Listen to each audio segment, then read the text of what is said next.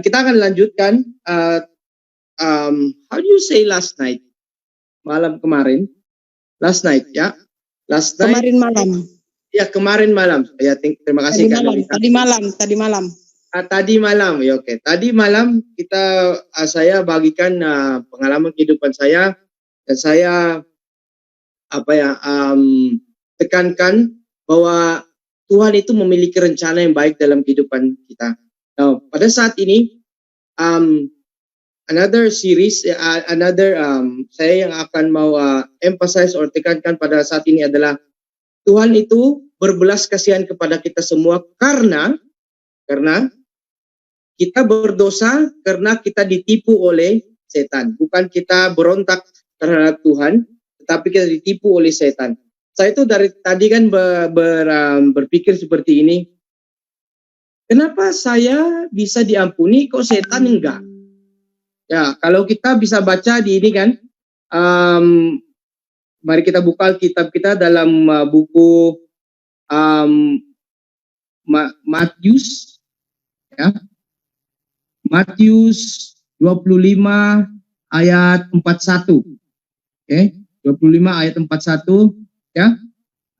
Dikatakan di sini, dan ia akan berkata juga kepada mereka yang di sebelah kirinya, "Nyala dari hadapanku, hai kamu orang-orang terkutuk, nyala ke dalam api yang kekal yang telah disedia untuk iblis dan malaikat-malaikatnya."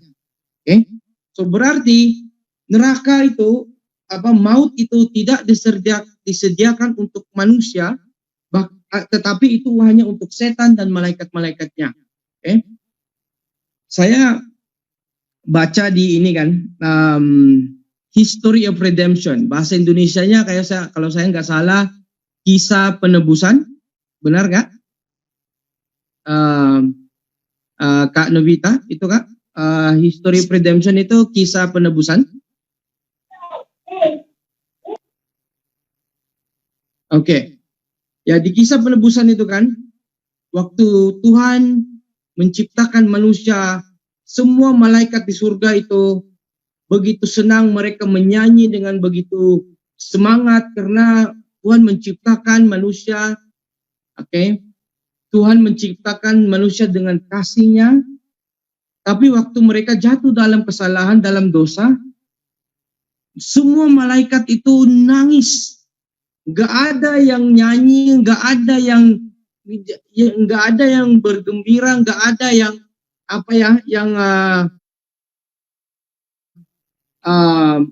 jadi semangat. Tetapi mereka semua itu nangis karena mereka bilang binasalah manusia karena mereka jatuh dalam dosa. Terus Yesus Kristus itu dan Allah Bapa kita yang ada di surga ada rapat or meeting. Meeting mereka itu tentang penyelamatan manusia, untuk keselamatan, untuk penebusan manusia. Waktu saya baca cerita itu, saya itu kagum karena meetingnya itu, rapatnya itu terjadi 3 kali. Berarti itu memang rapat yang meeting yang sangat penting, karena kenapa harus 3 kali? So, malaikat itu kan tunggu-tunggu juga di hasil dari rapat itu kan, mereka juga menunggu keputusannya apa. Waktu yang ketiga kali itu, setelah Yesus sudah selesai berbicara dengan Bapanya, dia keluar dari hadirat Bapanya dan dia mengatakan ke malaikat-malaikat di surga, dia mengatakan sudah ada penebusan, sudah ada rencana penebusan, sudah ada solution dengan keadaan manusia yang jatuh dalam dosa. Makanya malaikat itu gembira banget gitu kan. Wah, puji Tuhan. Tapi Yesus bilang, saya yang akan mati untuk menebus mereka. Wah, malaikat tuh langsung bilang, kok engkau sih yang gitu kan, mati buat mereka. Kami saja, mereka tuh berlutut di hadapannya Yesus, mereka bilang kami saja yang mati buat mereka. Tapi Yesus tuh bilang, kalau kalian yang mati untuk mereka, satu manusia pun nggak akan diselamatkan, harusnya saya. Mereka tuh menangis, mereka tuh gimana ya? Mereka tuh sad itu bahasa Indonesianya apa? Sedih. Mereka sedih kan karena Yesus harus mati buat manusia. Yesus harus tersiksa. Terus Yesus bilang, saya akan turun ke dunia dan saya akan hidup kehidupan yang penuh dengan penurutan terhadap Allah supaya saya bisa menebus manusia. Yesus mengatakan kepada malaikat-malaikat itu, tetapi kalian ada pekerjaan, kalian bantu menguatkan saya sambil saya akan mengalami banyak penggodaan dari iblis itu, kalian bantu saya untuk jadi kuat. Makanya malaikat itu kan nyanyi dengan nyanyian yang begitu semangat karena sudah ada solusi atau penebusan untuk manusia yang jatuh dalam dosa. Saya bertanya, kenapa Tuhan itu begitu berbelas kasihan kepada kita semua? Kenapa Tuhan itu harus turun menjadi manusia? Waktu saya masih di Healing Way kan, waktu Pak Pendeta Sony Muromon itu membahas pekabaran malaikat ketiga itu, waktu dia bilang Yesus dari kemuliaan surga, Tuhan yang disembah, Tuhan yang dimuliakan, terus dia turun ke dunia ini yang penuh dosa, itu seperti manusia memilih untuk menjadi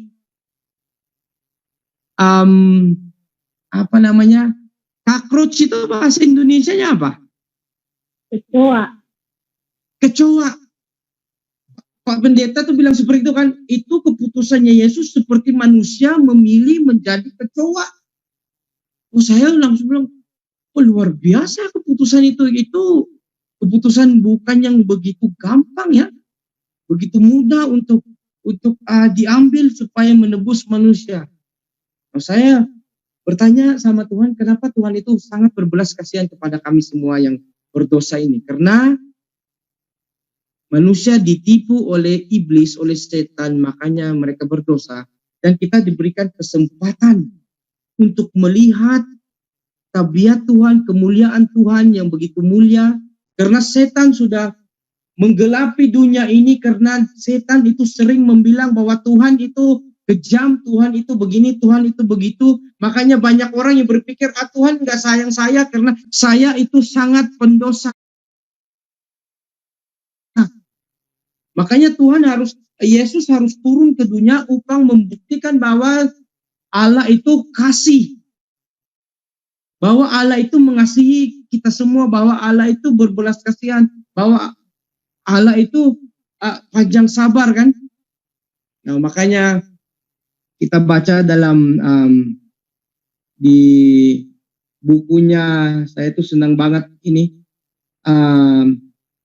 suratnya Rasul Paulus di buku Efesus bab 2 ayat 8. Kita tahu semua ayat ini kita hafal. Tapi saya mau baca. Ini dia bilang seperti ini, sebab karena kasih karunia kamu diselamatkan oleh iman. Itu bukan hasil usahamu tetapi pemberian dari Tuhan. Itu bukan hasil pekerjaanmu. Jangan ada orang yang memegahkan diri. Saya tuh berpikir kasih karunia. Bahasa Inggrisnya itu grace kan? Nah, saya tuh bingung kenapa banyak orang yang begitu ditipu oleh setan bahwa kasih karunia itu adalah izin untuk berdosa lagi. Dan banyak orang di kekristenan kan berpikir saya diselamatkan oleh kasih karunia Tuhan, makanya apapun yang saya akan lakukan nggak apa-apa karena saya sudah diselamatkan. Wah, saya itu berdoa semoga pikiran yang seperti itu nggak masuk ke dalam gereja Advent. Yang kita berpikir, karena saya itu sudah diselamatkan oleh Tuhan, saya mau hidup apapun itu nggak apa-apa karena saya sudah diselamatkan. Enggak. Rasul Paulus mengatakan di buku Roma, di buku Roma itu bab 5 ayat 20, mengatakan, tetapi hukum Taurat ditambahkan supaya pelanggaran menjadi semakin banyak, dan di mana dosa bertambah banyak, di sana kasih karunia menjadi berlimpah-limpah. Waktu di pelatihan itu, di sini, dimanapun saya pergi, yang sering di sini di Filipina, saya itu sering jelaskan bahwa ayat ini berarti begini. Kalau saya berdosa, Tuhan kasih karunia bukan untuk saya berdosa lagi, tetapi untuk saya memenangkan dari perdosaan itu, supaya diri saya dikuatkan supaya saya tidak akan berdosa lagi. Berarti kalau saya berdosa, Tuhan akan melimpahkan kasih karunia-Nya supaya saya sadar dosa itu memang jahat. Banyak orang yang berpikir, ya udah kita diselamatkan, ya saya hidup apa aja karena saya sudah diselamatkan. Makanya Rasul Paulus mengatakan seperti ini di ayat 21. Saya ulang ya, ayat 20-nya, tetapi hukum Taurat ditambahkan supaya pelanggaran menjadi semakin banyak, dan di mana dosa bertambah banyak, di sana kasih karunia menjadi berlimpah-limpah. Ayat 21, supaya sama seperti dosa berkuasa dalam alam maut, demikian kasih karunia akan berkuasa oleh kebenaran untuk hidup yang kekal oleh Yesus Kristus. Makanya Roma bab 6 ayat 1 itu mengatakan, jika demikian apakah yang hendak kita katakan? Bolehkah kita berteguh dalam dosa supaya semakin bertambah kasih karunia itu? Ayat kedua, sekali-kali tidak. Bukankah kita telah mati bagi dosa, bagaimanakah kita masih dapat hidup di dalamnya? Saya tuh senang banget karena saya kemarin kan kayak saya bagikan pengalaman saya bahwa saya itu orang lihat saya itu pendosa, nakal, nggak mau menurut gini kan. Saya tuh di dalam hati kecil saya tuh berpikir, kok gimana saya jadi orang baik? Kok bisa gimana saya jadi orang yang menurut, orang yang gitu kan berbelas kasihan kepada orang lain? Bagaimana saya jadi orang yang baik? Setelah saya mengerti kasih karunia itu, saya itu gimana ya, bersyukur banget karena ternyata kalau semua manusia, kalau semua umat Tuhan, saya bisa katakan, kalau semua umat Tuhan mengerti begitu dalamnya kasih karunia Tuhan untuk kita semua supaya kita menjadi seperti Yesus dalam tabiat, dalam karakter, saya percaya enggak ada kejahatan yang akan terjadi di dunia ini. Kalau semua bisa mengerti begitu kan, tabiat Tuhan seperti itu. Makanya saya pada malam ini mau tekankan bahwa purpose, tujuan Tuhan untuk kita diselamatkan itu adalah supaya kita bisa melihat kasih-Nya yang begitu dalam terhadap kita, kasih karunia yang begitu berlimpah-limpah. Untuk kita itu akan memutuskan untuk kembali kepadanya, supaya kita bisa diperbarui, kita bisa dijadikan seperti Yesus dalam tabiat. Karena kalau saya mencoba untuk menurut hukum Tuhan untuk menjadi orang yang baik, itu tidak akan terjadi apapun yang saya akan lakukan. Mungkin saya bisa banyak orang yang bisa hentikan tabiat yang seperti ini, tapi hati itu enggak berubah kan, masih masih banyak kejahatan yang dalam pikirannya. Mungkin di hadapan orang saya baik, tapi hati saya yang kecil itu masih banyak kejahatan yang ada di dalamnya. Makanya saya ada baca di buku Roma juga ini kan, yang mengatakan seperti ini, Roma 2 ayat 4.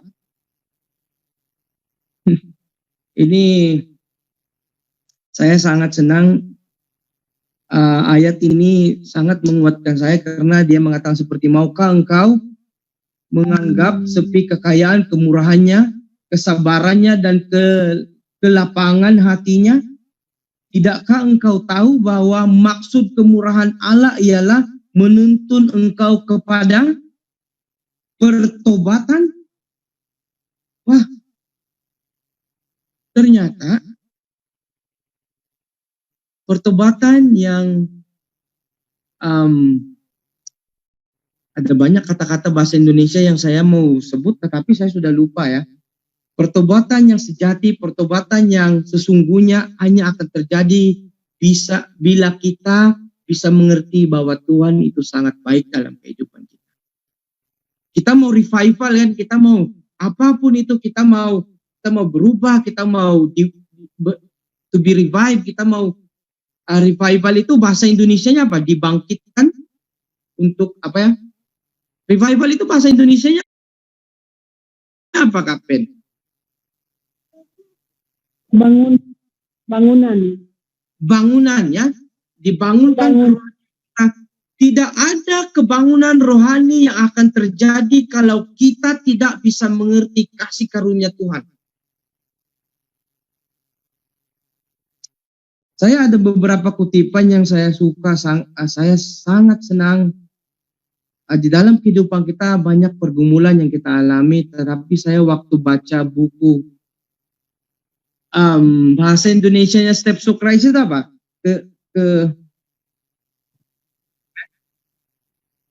Bagian sejati. Ya, ini buku yang sangat menguatkan saya. Karena kita tuh kadang kan manusia itu berpikir, gimana saya bisa diterima oleh Tuhan? Apakah saya harus jadi baik dulu supaya saya datang, supaya bisa diterima oleh Tuhan? Saya akan baca beberapa kutipan dari buku ini, ya, di bab 6, ya, Nyonya White mengatakan, menceritakan tentang persembuhan orang yang ada sakit. Dia mengatakan seperti ini, seperti ini. Dari cerita Alkitab yang sederhana bagaimana Yesus telah menyembuhkan orang sakit, kita dapat mempelajari bagaimana percaya kita di dalam Dia supaya mendapat keampunan dosa-dosa. Marilah kita mengenang kisah orang yang sakit lumpuh yang di Bethesda. Penderita yang hina itu tiada daya sama sekali. Dia tidak dapat menggunakan kakinya selama 30 tahun. Namun demikian Yesus menyuruh dia, bangkitlah engkau berdiri, angkatlah tikarmu dan berjalanlah. Mungkin orang yang sakit itu berkata, Tuhan, jika Tuhan menyembuhkan saya, maka saya akan menurut firman-Mu. Tetapi bukan demikian. Dia percaya dalam sabda Tuhan Yesus, percaya bahwa dia telah disembuhkan, dan dia berusaha, dia mau berjalan, dan dia berjalan. Dia melakukannya sesuai dengan firman Kristus dan Tuhan memberi kuasa. Dia disembuhkan. Demikian juga engkau seorang yang pendosa. Saya sangat senang banget waktu baca ini kan. Demikian juga engkau seorang yang pendosa.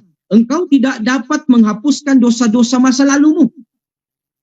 Saya tuh kadang berpikir kan, kalau time machine itu benar kan? Tahu time machine kan? Di movie gitu kan, time machine bisa kembali ke masa yang lalu, terus dia ubahkan keputusannya masa lalu. Kalau itu benar, saya pengen deh. Kenapa? Saya mau ubahkan kesalahan, kebodohan saya masa lalu. Makanya dikatakan sini, engkau tidak dapat menghapuskan dosa-dosa masa lalumu. Engkau tidak dapat mengubah hatimu dan menyucikan dirimu sendiri. Wah, saya akan lanjutkan, tetapi Allah berjanjikan melakukan semua ini bagimu melalui Kristus. Engkau mempercayai janji itu. Engkau mengakui dosa-dosamu serta menyerahkan dirimu sendiri kepada Allah. engkau mau melayani dia. Hanyalah dengan melakukan hal seperti ini, Allah dapat memenuhi firman-Nya kepadamu. Jika engkau percaya pada janji itu, percaya bahwa engkau sudah diampuni dan disucikan, Allah mewujudkannya. Engkau akan disempurnakan sebagaimana Kristus telah memberi kuasa berjalan bagi orang yang lumpuh ketika dia percaya bahwa dia sudah disembuhkan. Demikianlah adanya jika engkau mempercayainya. Saya tuh senang banget waktu baca ini kan. Wah, Tuhan itu luar biasa. Karena memang di dalam kehidupan kita nggak bisa menghapuskan dosa-dosa masa lalu kita. Saya ingat cerita waktu wanita itu tertangkap basah, dia melakukan hal yang sangat tidak baik. Dia berdosa. Bahasa Indonesia itu adulterinya apa ya? Kak Pen? Perzinahan. Perzinahan, maaf. Kata itu sangat dalam. Perzinahan, dia ketangkap basah. Wanita itu ketangkap basah. Dibawa di hadapan Yesus. Terus orang-orang Farisi itu mengatakan Yesus, dia wanita ini tertangkap basah. Dia melakukan perzinahan. Nah, hukum Musa mengatakan dia harus dilempar batu sampai mati. Apa yang kau bisa katakan? Nah, wanita itu menunggu Yesus akan mengatakan, ya silakan lempar batu. Dia itu menunggu Yesus akan bilang, ya benar sih Musa itu mengatakan seperti itu. Tetapi dia tuh kaget karena orang-orang yang bawa dia itu sedikit demi sedikit tuh hilang. Mereka tuh menjauhkan. Terus Tuhan Yesus tuh bertanya, di mana orang-orang yang bawa kamu itu? Gak ada sapinya. Dia bilang, makanya Tuhan Yesus mengatakan, saya juga enggak menghakimi kamu pergilah dan jangan berdosa lagi. Pada saat itu dia merasakan kasih karunia Tuhan. Dia confess itu bahasa Indonesianya apa? Maaf. Mengaku. Dia mengakui semua dosa-dosanya di hadapan Yesus. Lihatlah saudara-saudara bahwa pertobatan yang akan terjadi dalam kehidupan kita itu hanya akan terjadi bila kita melihat kebaikan, mengalami kebaikan Yesus seperti perempuan wanita itu yang ketangkap basah dalam perzinahan. Waktu Yesus bilang, saya juga tidak menghakimi kamu, pergilah dan jangan berdosa lagi. Wanita itu menangis di hadapan Yesus. Dia mengakui semua dosa-dosa dia yang sudah lakukan. Tetapi dia bertobat dan dia menjadi pengikut Yesus yang begitu setia. Saya itu sangat senang dengan cerita itu karena saya itu bisa mengerti pengalaman wanita itu. Saya nggak bisa lagi hapus dosa-dosa saya di masa lalu. Saya hanya percaya bahwa tidak ada dosa yang tidak bisa diampuni oleh Tuhan kalau saya akuinya di hadapan Tuhan dan saya mau bertobat. Ya, kalau saya bicarakan semua pengalaman saya yang buruk itu sangat memalukan. Bahkan kalau saya ini kesempatan untuk berbicara tentang firman Tuhan, kalau saya itu tidak percaya janji Tuhan bahwa saya sudah diampuni, masa bisa saya mau bagikan firman Tuhan? Karena saya itu begitu malu dengan kehidupan saya yang di masa lalu. Saya itu, kalau diri saya sendiri yang saya lihat, saya itu ragu untuk membagikan firman Tuhan. Why? Karena saya itu sangat malu. Saya sangat menyesal apa yang saya dulu lakukan di masa lalu. Tetapi saya senang dengan kutipan seperti ini di Kebahagiaan Sejati, ya, bab 6 mengatakan seperti ini.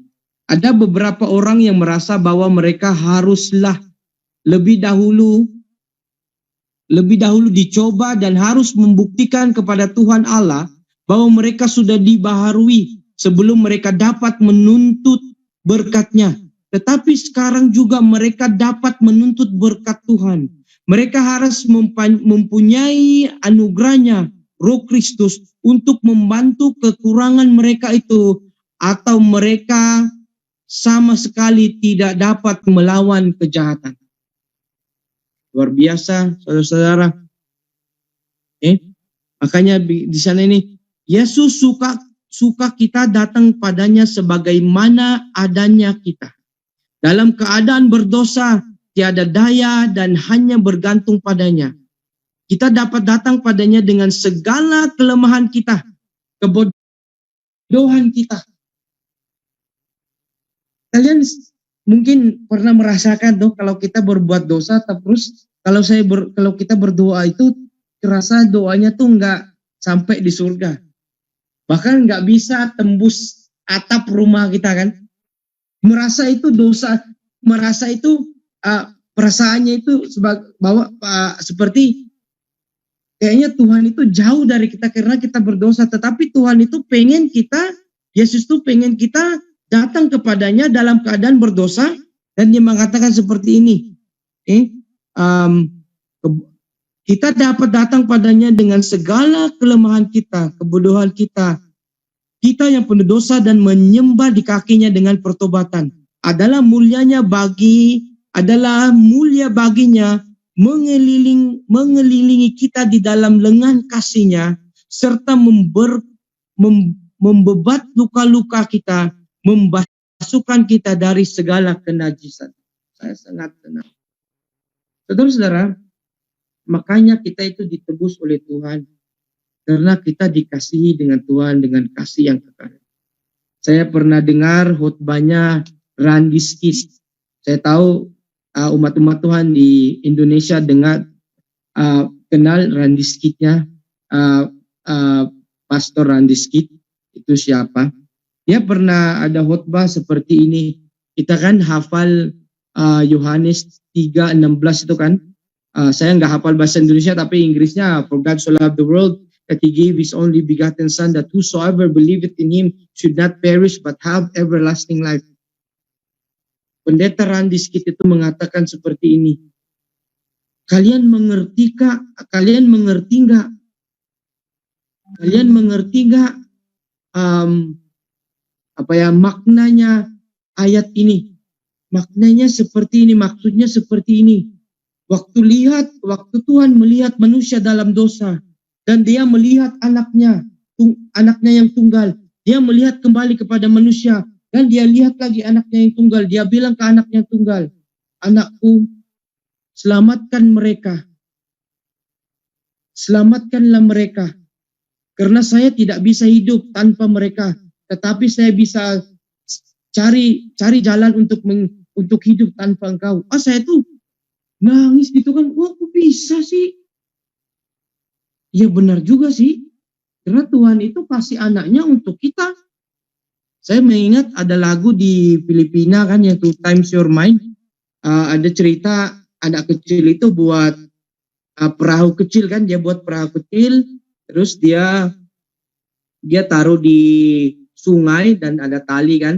Terus aliran sungai itu jadi keras gitu kan. Makanya putuslah tali itu, dan perahunya sudah nggak tahu di mana-mana. Terus satu hari dia ke pasar, dia ke pasar, terus dia lihat di toko, kok itu perahu saya? Dia bilang, kok itu perahu saya? Makanya dia ke toko itu terus bilang sama yang punya toko itu kan, Pak, ini perahu saya. Yang punya toko itu bilang, kok masa? Gimana kamu tahu itu perahu kamu? Ya Pak, ini ya desainnya gini kan, itu saya yang buat. Terus toko itu bilang, saya nggak mau percaya. Ya makanya kalau kamu mau perahu itu, ya belilah perahu itu. Makanya anak kecil itu tabung duit gitu kan. Terus waktu dia sudah dapatkan uang yang cukup untuk menebus perahunya itu, dia bilang ke perahu, menjadi milikku 2 kali. Karena saya membuat kamu, saya yang desain kamu, saya juga menebus kamu. Kayak kita seperti itu. Waktu kita berdosa, tujuan Tuhan masih tetap seperti itu untuk kebaikan kita. Walaupun kita berdosa itu tidak pernah dalam rencana Tuhan, tapi kita ditipu dan kita berdosa, makanya turunlah Tuhan Yesus untuk menjadi kasih karunia, untuk menunjukkan kepada kita betapa kita dikasihi oleh Allah Bapa, betapa Tuhan itu berbelas kasihan kepada kita, supaya kita itu bisa bertobat.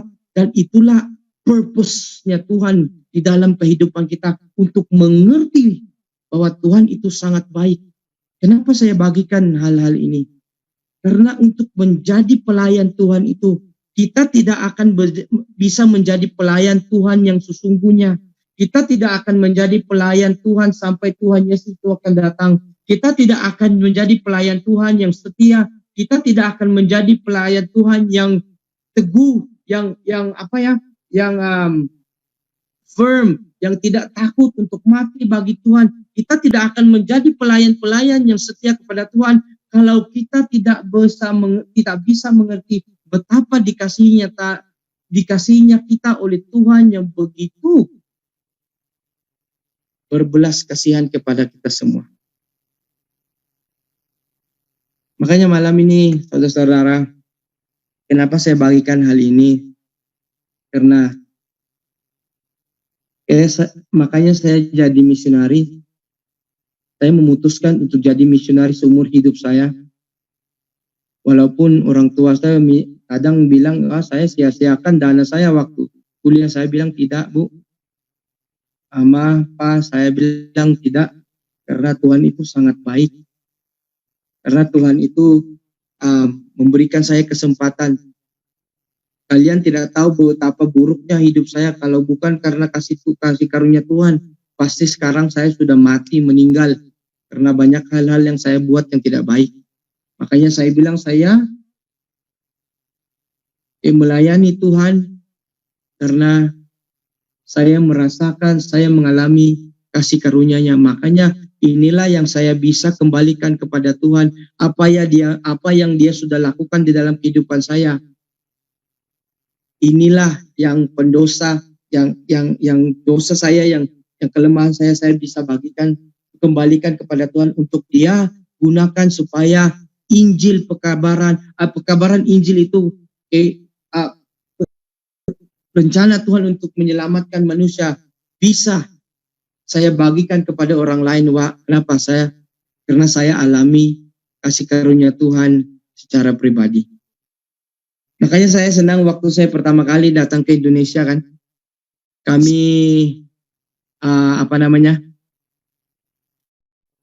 kami buat Health Expo di Surabaya. Terus setelah Health Expo itu Bang Markus bicara sedikit berterima kasih kepada conference di Surabaya itu kan, untuk berikan kesempatan buat Healing Way untuk melayani mereka melalui Health Expo. Terus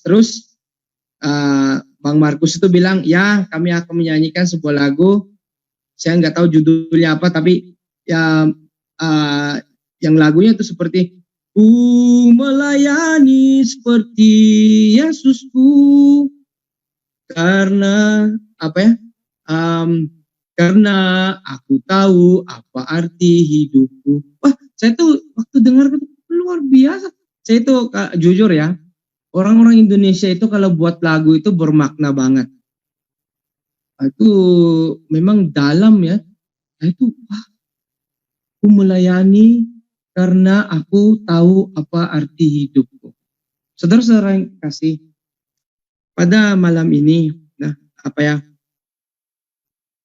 saya tuh sebelum itu saya ada kutipan dari Nyonya White di dalam buku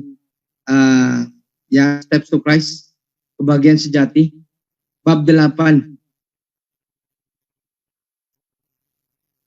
Ia mengatakan dalam pasal 4, ya, paragraf 4, dia mengatakan, di dalam anugerah anaknya yang tiada taranya itu, Allah telah melingkari seluruh dunia ini dengan satu suasana anugerah sama seperti udara yang berputar di seluruh dunia ini. Semua orang yang memilih menghirup udara yang memberikan kehidupan ini akan hidup bertumbuh menuju ukuran di dalam Yesus, baik lelaki maupun perempuan. Makanya rencana Tuhan di dalam kehidupan kita adalah kita bisa mengerti kasih karunia-Nya, supaya kita bisa diubahkan, supaya kita bisa menjadi seperti Yesus dalam tabiat. Ada beberapa ayat yang saya mau bagikan dari Alkitab, dari firman Tuhan. Pertama, dari Markus. Dari buku Markus 2 ayat 17. Yesus mendengarnya dan berkata kepada mereka,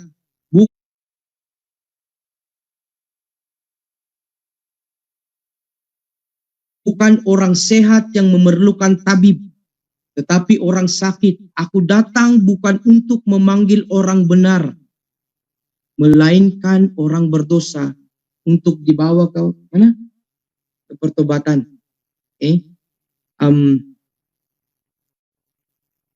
Ada satu ayat lagi yang saya akan bagikan sebelum saya selesai, teman-teman. Dalam buku bahasa Indonesianya Yezikiel. Ini salah satu ayat kesukaan saya. Yezikiel 33 ayat 11.